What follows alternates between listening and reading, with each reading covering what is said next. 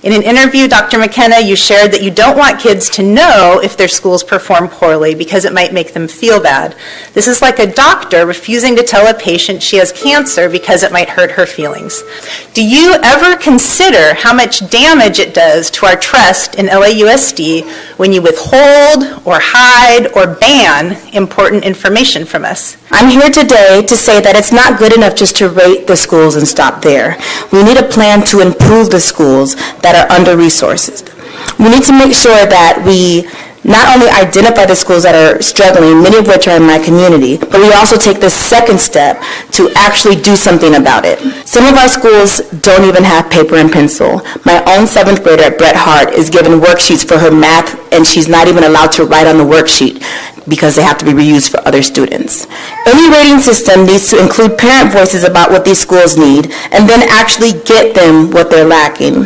We can't just slap a grade on a school and walk away. We need a plan to incentivize the best teachers to come and teach at these schools. Maybe pay teachers more if they uplift the schools. At last count, there are no less than a dozen school rating programs available online, the most popular greatschools.org. Like it or not, families often choose where to live based on which schools their children can attend or how far they have to walk or drive to a school. This decision-making happens across socioeconomic lines, and it is not a question of whether schools should be rated, but rather that we currently have no control over the ratings already influencing parents' decisions. Whatever system this group comes up with, I implore you to keep it simple and to have a single summative school rating so that parents will actually use it.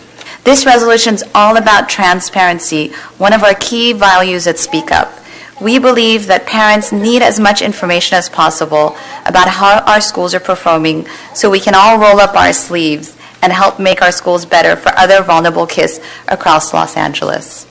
Before we can improve underperforming schools, we need a framework to identify which schools are most in need of additional support. Unfortunately, the state has failed to provide us with this information, and the California State Dashboard is far too complicated for most parents to understand. We know raw scores don't capture the full complexity of our schools and their students' needs. We also need to take into account the challenges LAUSD students come in with and ensure that ratings reflect whether our schools are able to lift the achievement of students most in need.